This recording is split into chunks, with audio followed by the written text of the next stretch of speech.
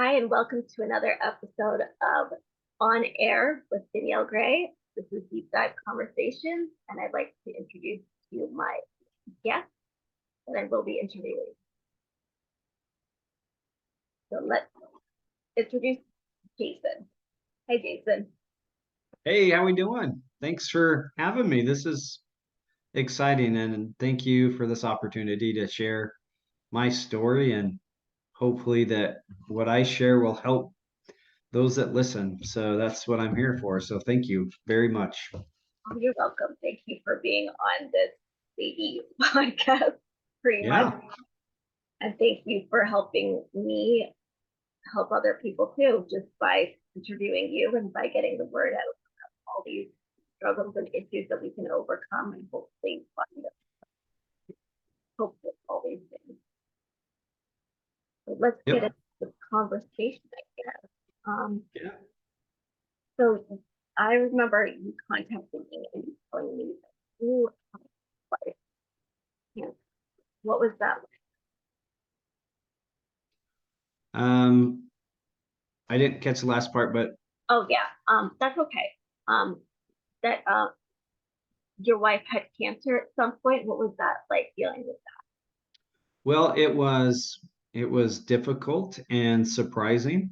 that? Yeah, So, and I think all cancer diagnosis can be very surprising and traumatic because for us, in a matter of a month, my wife discovered a lump in her stomach, and then fast forward 30 days, and we're in the hospital having exploratory surgery and trying to figure out what the heck was going on.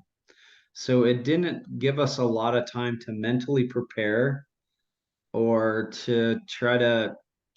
We were just kind of in shock and saying to ourselves, let's just figure what this is out, and then we can move on with our life. And then in the hospital, the doctor comes into the waiting room and looks at me and says, Jason, I'm so sorry, but your wife has stage 4 colon cancer. And those words just hit home to my heart, and my brain started to run all over in many different directions. And I was thinking, how do I deal with this? How am I going to tell my boys? I have two boys that were well, how old were they? 12 and 6. And how am I going to pay for this? How am I going to still work? So it was and what I've learned is when you go through like a hard traumatic event, the brain like takes a picture. And in my brain, I can relive that picture and those emotions that I'll never forget when the doctor told us we had stage 4 colon cancer. So um, it's life altering.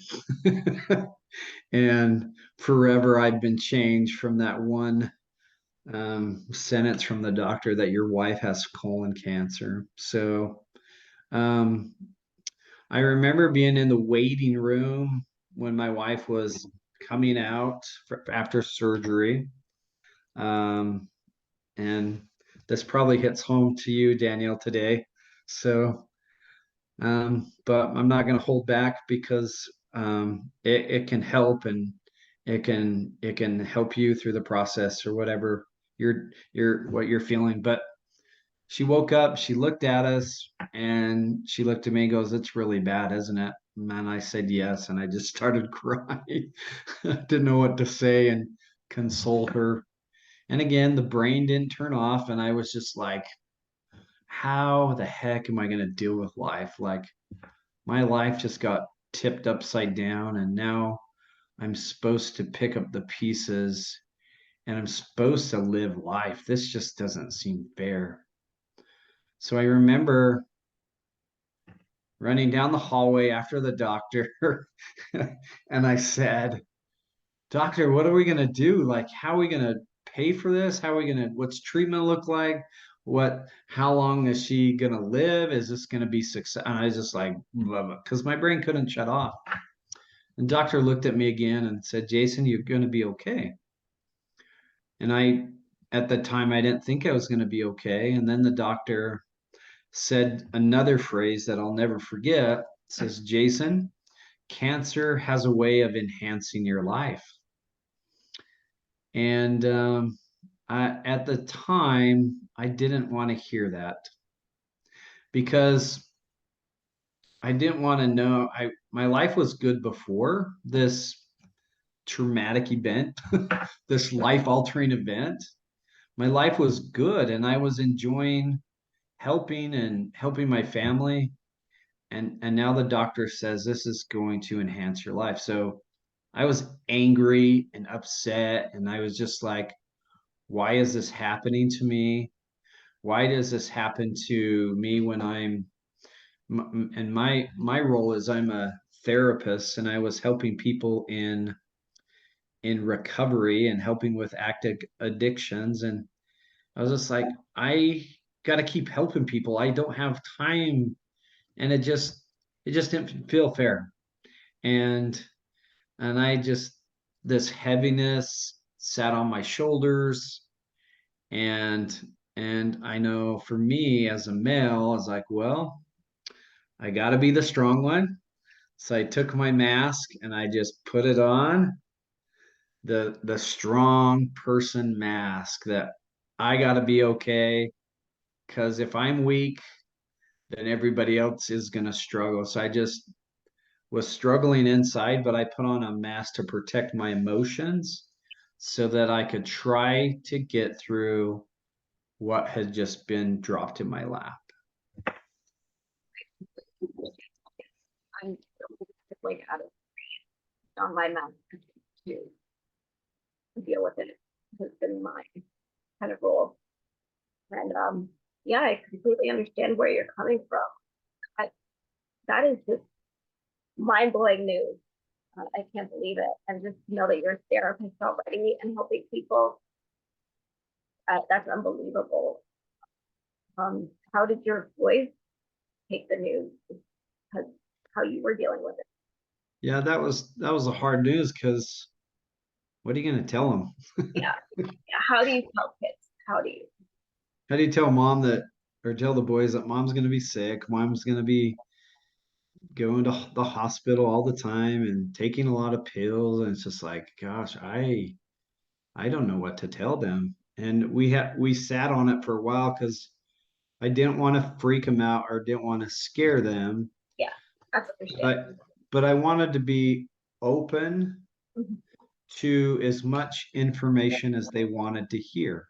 Yeah, So we sat them down, and we didn't want to sugarcoat anything, but I think for young kids, you don't want to tell them too much because they can't handle yeah, everything. yeah.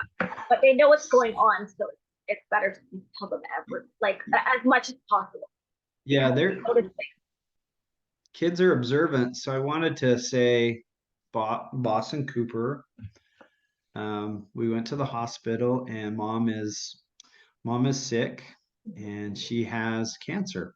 yeah, And we said, what questions do you want to ask us about this? And believe it or not, my oldest son knew a little bit. My son said, well, how bad is it? What stages it is? And I was like, oh wow. We said, well, it's stage 4, but we are going to get treatment, and we are going to do everything the doctor said, and we are going to do the best to fight this. And they said, is mom going to die? Because that's all they associate. And I says, we don't know, but what we're going to do is we're going to fight. We're going to fight for mom, and we're going to do our best, and we're going to rally around mom, and we are going to do the best to help her out. And they looked at us and said, okay, okay, dad. And that's all they wanted to know. And I said, if you have any more questions, come talk to us because we want to be open and we want to tell you how things are going. And we left it as an open invitation to talk. So if it ever got weird or like, why is mom's hair gone? Or why is mom taking all these pills? Or why is mom sleeping all the time? We wanted to keep having that open conversation with what they're going to be asked. We didn't want to protect them, or we wanted them to experience what they are willing to ask and just be transparent with them. Yeah, it's good for kids to do that, to feel their feelings and to be part of the experience because you don't want to shut your kid out when there's this big thing in your life. Kids notice everything, so it's kind of hard to shut them out of something that's going to affect them. Yep. And it's and I think that you did a great job of doing that with your kids. Yeah. You did the best that you could, and I think that you did an amazing job of keeping that communication open and letting them come to you, and also with how you dealt with it and how your wife. I think that was very I, I, I, I hope I did a good job. I think when if something is thrown in your lap, sometimes you don't get the chance to really prepare, no, but you just gotta just sometimes in your heart of heart, you just gotta do what you think is the best thing. yeah. And for me and my wife, we just felt like we wanted that was the best thing in the moment for me and our family. So I think that you handled it amazingly. It's the hard thing to tell anybody, but for kids, wow, I think that you handled it amazing. thank you. Did you end up losing your wife to stage 4 cancer? So the story goes as we did everything the doctor said, would do scans and we'd go back for appointments, and we didn't see any improvement. And that's the hard part is we we tried to fight it with being positive and and pray to God for a miracle, but nothing improved. So 9 months after getting diagnosed, she passed away. And I remember how the funerals are great, but I remember how hard after the funeral was. I think a lot of people don't realize that people are rallying around you, and you got adrenaline, and you got things to do with organizing, and it just kind of sustains you. But once the funeral is over, I just remember sitting in my room and just like I didn't want to get out of bed. I didn't want to go take a shower. I didn't want to go work. I was like, this sucks bad. And I felt like depression was creeping in, and I was like, I just don't want to do anything because I know outside of my door was the harsh reality of trying to pick up the pieces and trying to do things that my wife would do. So I was like, out there is waiting. And I remember getting a knock at the door, and my son just says, Dad, can you make me breakfast? Um, And that was a good moment because I knew I had to get out of bed. I got to be a dad. yeah, you had So my kids still needed me. Like as bad and depressed as I was, my kids still needed a dad and someone to help them. So I got up and I started moving, and my mantra was like, I'm just gonna do it today. I'm just gonna get through the day, and that was my mantra. Just get up and feed the kids and try to shower or just try to do the next right thing. And that's what I did just to get through. And I remember trying the best I can, and then my boss calls and says, "We need you at work. We need you to get back." And I was just like, I don't get a break. So that mask I put on got even thicker because I remember I'm a therapist. I had to go and help clients with their own trauma. There's emotional trauma, there's sexual trauma, and I had to be strong for them. So I wore another mask, and it got heavy just trying to hide how tough it was. And I remember a pivotal moment, Danielle, when I came in and my 12-year-old son's like looking at me and he goes, "You know what, Dad? You come home angry every day." Oh no, I oh no. was Right. like, I'm not hiding it. I'm not doing a good job hiding it. And I think this is a good realization for people when you go through a hard moment. As good as you protect and try to hide, it comes out, it leaks out, it just shows up. And I was like, I got to do something. But I was like, I don't know what to do. And that was hard. I was like, my boys need me. I need to work. And I just didn't know what to do. And I was just like, I just cry because I was stuck. Because I didn't want to take off my mask. Because I didn't want my kids to suffer. I was like, I got to keep working. I just was stuck. And I was just like, help. Like, what do I do? And I remember finally I was at work and I just had enough. And I was just like, I just need to go take a lunch break. And I remember driving around and driving to a church parking lot and just sitting, just like, this is too hard to do it by myself. I was like, the pain of holding on the mask is too hard. So I am going to reach out to my friends and family. So I pulled out my phone Yeah, and I sent a text to, I think it was like 14 people. And I said, hey, I'm not doing very good. I need you guys to show up to my house so I can just tell you how my life is going and how hard it is. And I just sent it and I was just like, come on. that's the hardest thing to do is asking for help. But it's good that your kid called you out on it. It's good that your kid noticed and called you out on it. That is amazing and literally made you kind of realize I need to get a little bit of help. And just the fact that like people do go after the funeral, like people go back to being normal lives. It's just you don't have a normal life anymore. Yeah. It's, People just disappear because yeah, they don't know what to do for you. yeah, they just go back to their normal lives, and you are just you're stuck in this weird place where it's not normal anymore. Yeah.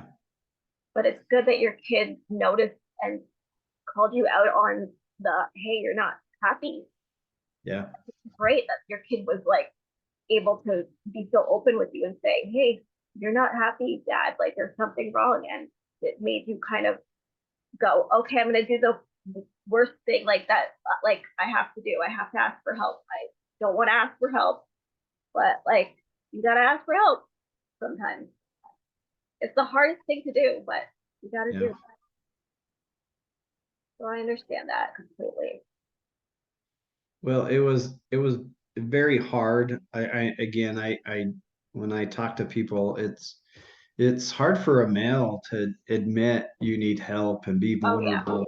And it's hard for everybody, but for me, it's like Oh I'm a yeah. dad, but culture's like I gotta be strong. I can't show weakness, and Yeah. I don't want to let my kids know how I actually feel. So it's just like, but I just like I'm just doing it. And I remember later that day, I was just like, I hope people show up.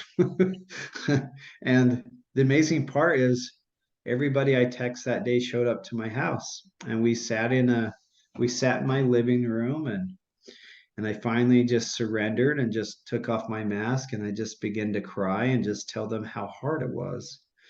And it was amazing that I think people were waiting to help. And I think this is true for a lot of people.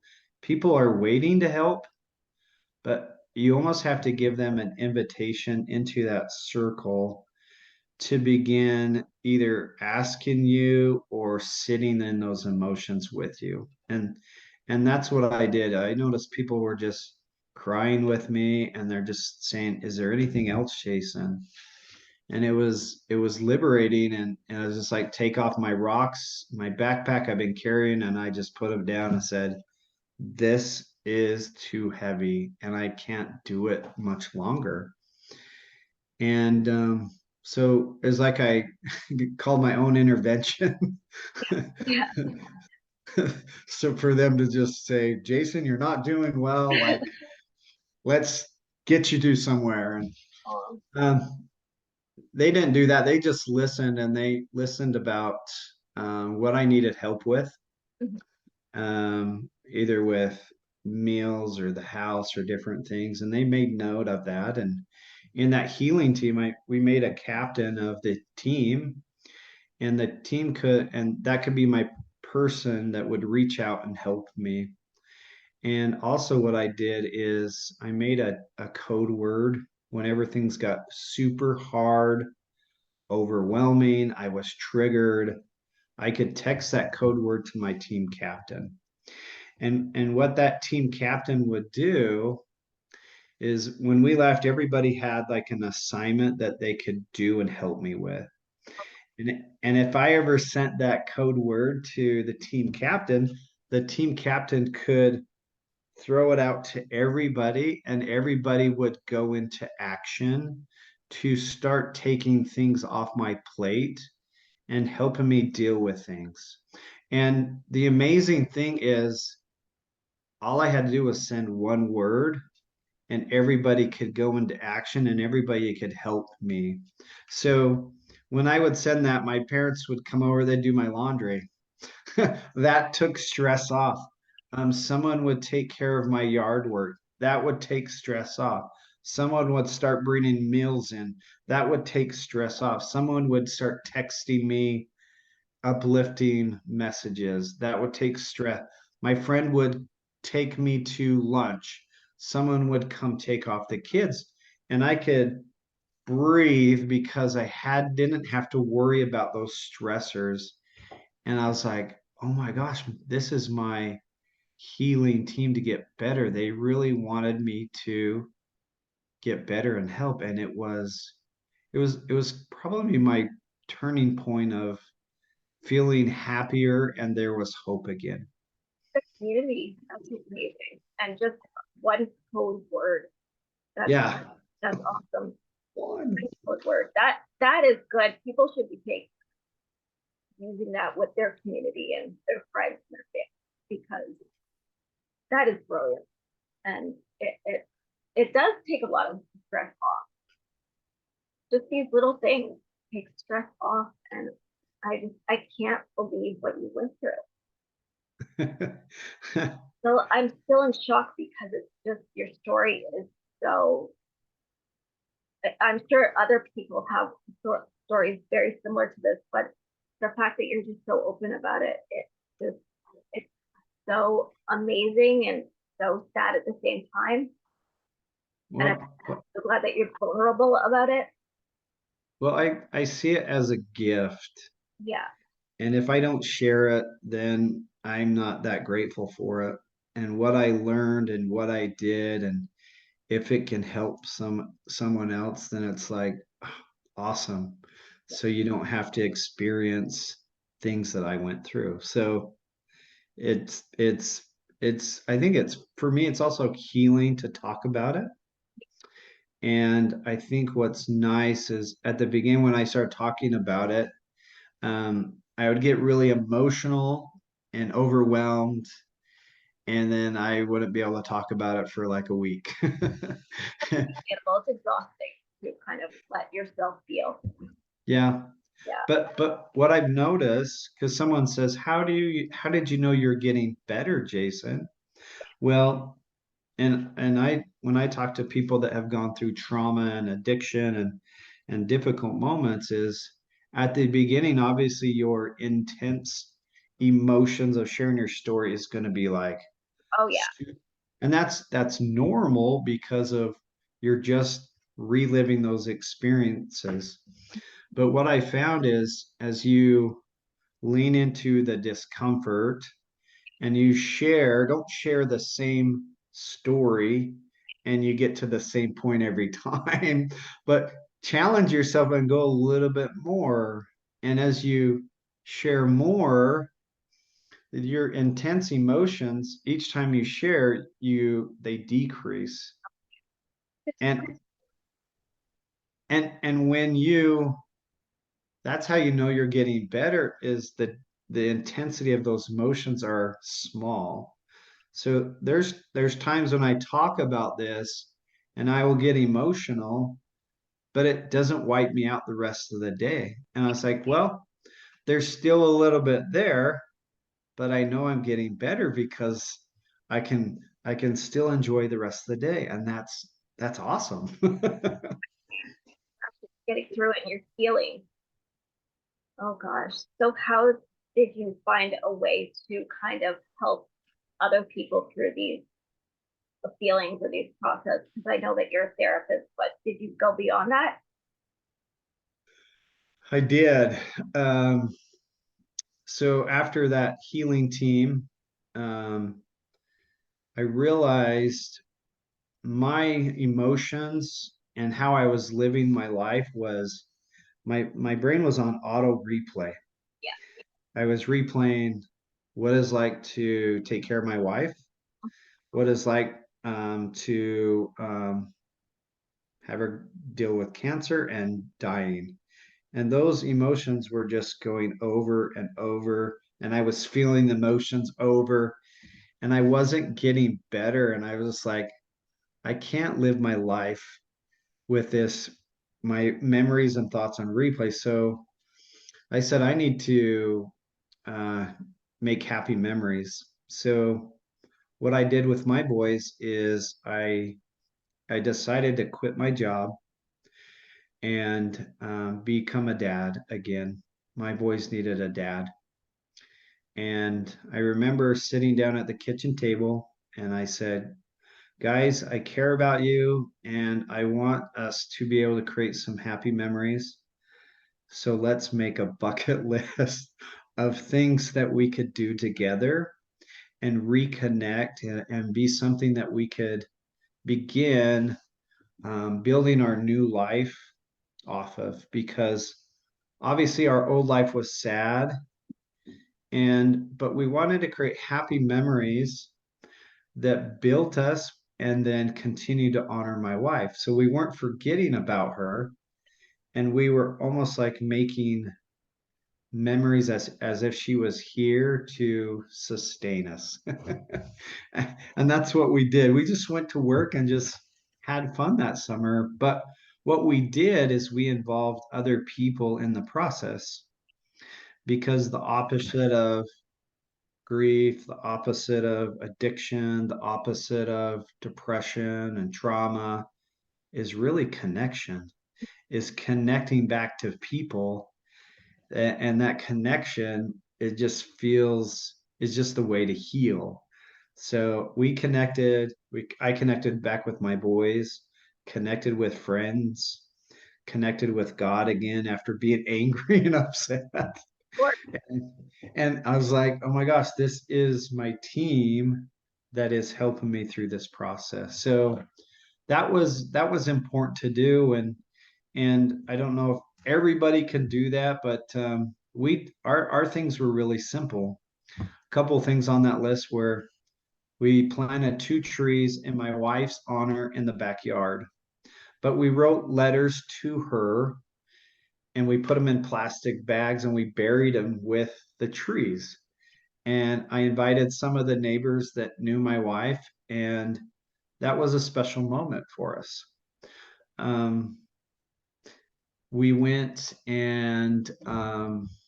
horseback riding with my sister, and we made memories, and we made happy memories. We went and on an airplane ride, um, a private airplane that we flew around. That's what my boys wanted to do, and it's a memory that was a happy. We enjoyed it, and we'll never forget it. And it's that those are the memories that help us enjoy our new life moving forward. And connection really is just love. So it makes sense that you would want to connect with everybody again because you want to connect with that love. Yep. I think that's beautiful. You happened to show me two books. Did you write those with your kids? So these these are children's books that help when people go through hard moments. And we have books about cancer, about grief, about getting your, when life gives you lemons, you get lemonade. Yeah. Um, what these are is um, the story is on that bucket list is we made a lemonade stand, and part of the lemonade stand is we wanted to make a sunshine bucket, have a bunch of yellow and fun stuff, and go give back to people that were grieving or having a hard time or cancer. And we want to make happy memories. Yeah. So my boys, we made a lemonade stand, and we wanted to raise $100, and we'd get 2 baskets that we'd deliver to families. By the time the lemonade stand was over, we had 100 or $1,500, and we made 25 baskets. And the way that we also started healing was giving and delivering these baskets to people that were struggling.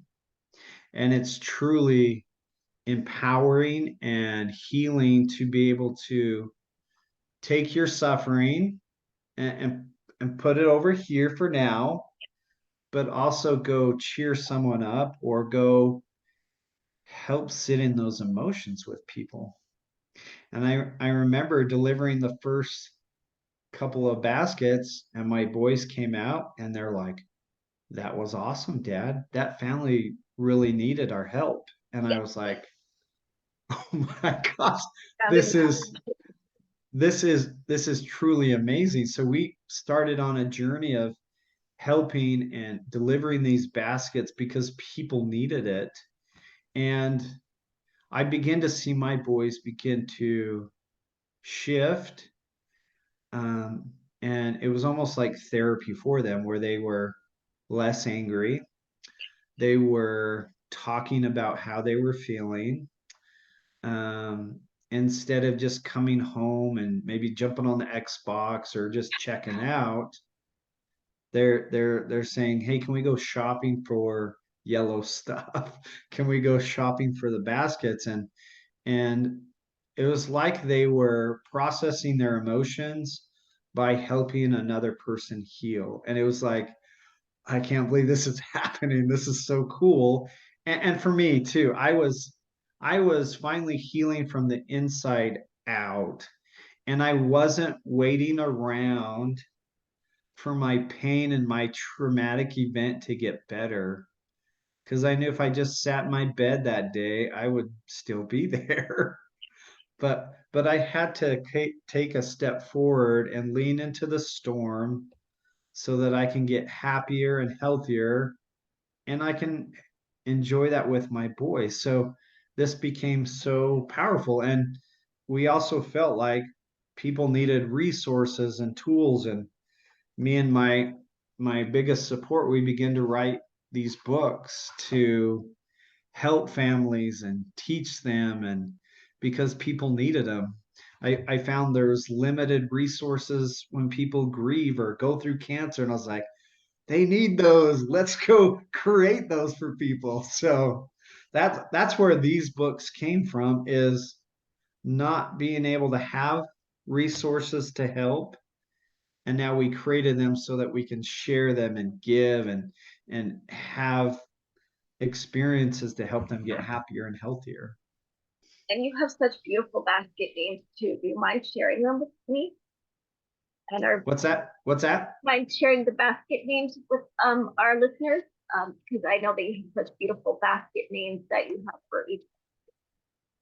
Well, it's interesting because we got people loved the baskets, and then people started reaching from all across the country because they were struggling and going through hard times. And I was like, how are we going to help those people? So we designed a box that we could ship out to people. And so we have boxes to be able to help with grief and cancer and people that have mental illness that are struggling with depression and anxiety.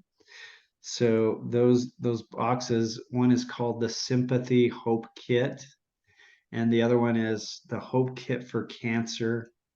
And it's just awesome to be able to be here and to be able to help people. So um, and another thing that me and my boys did is we got so motivated to serve, and it was so helpful. My boys said, let's make another goal, Dad. So they said, why don't we try to get a box to everybody uh, in every state in the United States? Boys with big goals. I was like, uh, okay. I Big was goals. like, I was like, if you guys want it, let's make it happen. And last week, we delivered our last box to Vermont, and I'm happy to say that we have 50 boxes in 50 different states. And to think that there's so many people that are benefiting and getting happier is just like, this is awesome. This is going back to what the doctor said. It's like cancer has a way of enhancing your life. I was like, okay, I get it now. I understand, but I had to do some work to get here. But my relationships with my boys, my relationship with God, who I've become, who I've met, has just been so enjoyable and powerful because I was willing to like do the hard things and not wait for things to get better, but being able to go and find my happiness again. And you had a second chance at love, right? Um, met somebody else, Yeah. a second chance. Are you At, talking about my wife yeah, now? yeah. Yeah, I think through this and doing the work, um, finding myself again, I've been able to get married this year. I got married in January, and thank you. And Kirsten has lost her husband to cancer. So together, obviously, we have a story together, but we keep helping each other, and we talk about each other's spouse as if they were there here. We honor them, and then we're able to help more people. And it's just amazing experience to grow through and to become happier. The and the last miracle, I don't know if you read this, Danielle. So Kirsten didn't have any kids of her own. Her previous husband had two girls, and when she died, she kind of lost a lot of connection with them. And doctor said, you'll never have kids. You just got to be okay with that. And earlier this year, God works in mysterious ways. Is we found out that she is pregnant, Oh wow. and we will be having a baby the end of December to be able Those to are to such miracles. to be able to add to our family, and how amazing that is. And it's like sometimes it's hard to go through such hard times, and many people just want to give up and just give up on maybe the miracle that is out there that will happen. But we just have to wait through those hard moments. And again, I believe whether it be God or life, those miracles will come.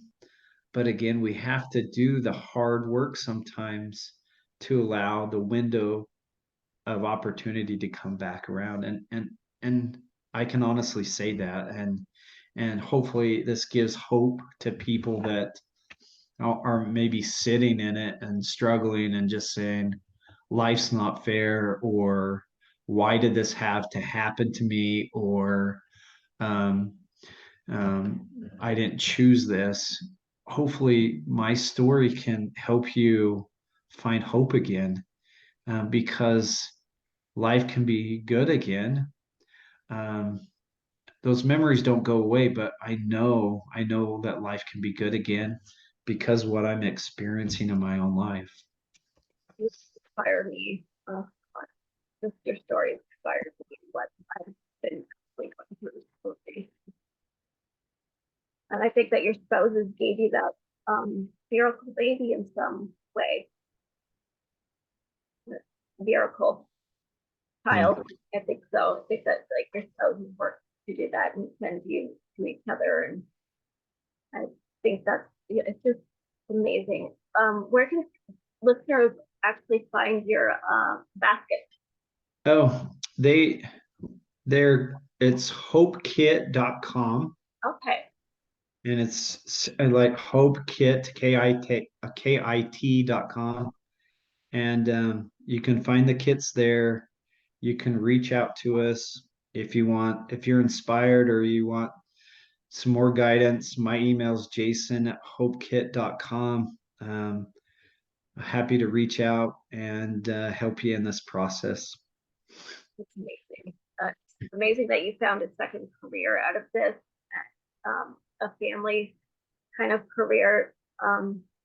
Seems like a family run business now, and that you had a second chance at everything. I just think this is a beautiful, beautiful story, and I'm so emotional right now because you've given me so much inspiration. Thank you so much. Thank you so much for being here on my podcast and sharing You're your, welcome. and thank you so much for just connecting with me and even just with my issue right now with my mom. This was On Air with Danielle Gray, and thank you so much, Jason. And we will leave your website in the show notes for everybody to find so they can get those baskets, because everybody, I'm sure, has dealt with those three issues. And I think their story is so amazing. I'm so Thank you. Thank you. You're awesome. This has been an episode of On Air with Danielle Gray. Another deep dive conversation. Thank you so much for listening or watching on YouTube. Thank you.